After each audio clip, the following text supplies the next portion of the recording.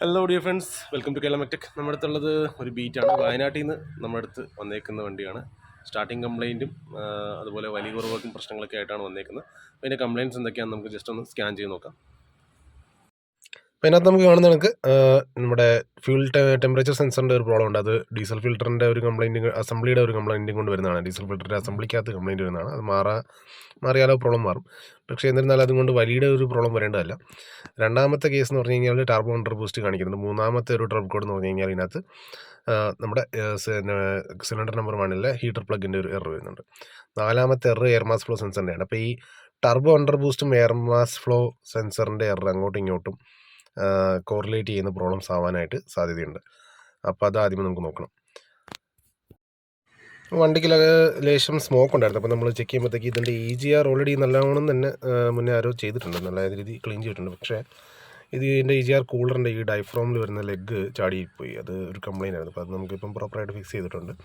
ഞാൻ ആദ്യം വിചാരിച്ചു EGR ഫ്ലോ മാറേണ്ടി വരുന്ന വിചാരിച്ചു. പക്ഷേ എന്തായാലും ആ ഒരു പ്രശ്നം ഇവിടെ സോൾവായി കിട്ടി. നമുക്ക് സർവീസ് ചെയ്തെടുത്ത സംഭവം ഓക്കെ ആവും. ഇനി അടുത്ത കംപ്ലയിൻറ്റ് എന്താണെന്ന് വെച്ചാൽ അതിലേക്ക് പോകാം.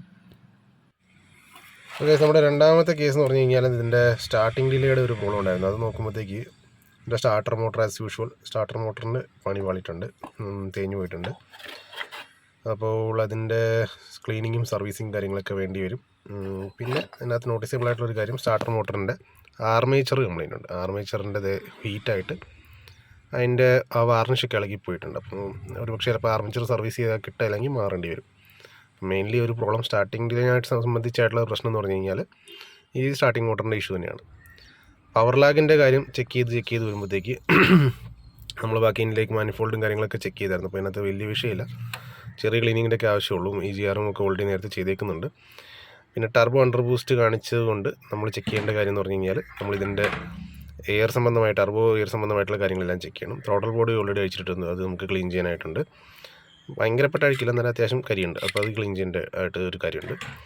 അപ്പോൾ ഇൻ്റർകൂളറിൽ നിന്ന് നമ്മൾ കണ്ടുപിടിച്ചേക്കുന്ന ഫോൾട്ട് എന്ന് പറഞ്ഞാൽ ഇൻ്റർകൂളറിൽ നിന്ന് തിരിച്ച് നമ്മുടെ എയർ ഇൻടേക്കിലേക്ക് പോകുന്ന പൈപ്പിന് ക്രാക്കുണ്ട്. അപ്പോൾ ഈ ഒരു പൈപ്പ് എന്ന് പറഞ്ഞാൽ ഒരു അലുമിനിയം പീസും റബ്ബർ പീസും ചേർന്നിട്ടാണ് വരുന്നത്. ഒറ്റ യൂണിറ്റ് ആയിട്ട് ചിലപ്പോൾ ഇത് കിട്ടുള്ളൂ. അപ്പോൾ ഈ കാണുന്ന കണക്ക് ഈ ഒരു ക്രാക്ക് ഉള്ളതുകൊണ്ട് ടർബോയുടെ ബൂസ്റ്റ് ഇതെല്ലാം വഴി ലീക്കായി പോകുന്നുണ്ട്. അങ്ങനെയാണ് അണ്ടർ ബൂസ്റ്റ് വരുന്നത്. അപ്പം പ്രോബബ്ലി ഈ ബൂസ്റ്റ് ലീക്ക് ആകുന്ന സമയത്ത് എയർ മാസ് ഫ്ലോയിൽ വരുന്ന റീഡിങ്ങിൽ വ്യത്യാസം വരുന്നതുകൊണ്ടാവാം ഒരുപക്ഷെ എയർ മാസ് ഫ്ലോയുടെ ഒരു എററും കൂടിയും കാണിച്ചേക്കുന്നത്. അപ്പം ഇതാണ് വണ്ടിക്ക് പവർ ലാഗ് വരാനുള്ള കാരണം. ഈ സംഭവം നമ്മൾ ഓർഡർ ചെയ്തെടുക്കേണ്ടി വരും. അപ്പോൾ ഇത് കൂടാതെ നമ്മൾ ശ്രദ്ധിച്ച ഒരു കാര്യം എന്ന് പറഞ്ഞാൽ ഇതിൻ്റെ ഡ്രൈവ് ആക്സലിൻ്റെ ഒരു സീല് പോയിട്ട് ഗിയർ ഓയിൽ സ്റ്റാർട്ടറിൻ്റെ വണ്ടയ്ക്കോട്ട് തെറിച്ച് സ്പ്ലാഷ് ആവുന്നുണ്ട്. അപ്പോൾ അതുകൊണ്ട് സ്റ്റാർട്ടർ മോട്ടർ വീണ്ടും കേട് വരാൻ ചാൻസ് ഉണ്ട് സെൽഫ് മോട്ടറിലേക്ക്. അതുകൊണ്ട് നമ്മൾ ഈ ഒരു സീലും കൂടി ഇതിൻ്റെ കൂടെ മാറി വിടുന്നതല്ലായിരിക്കും.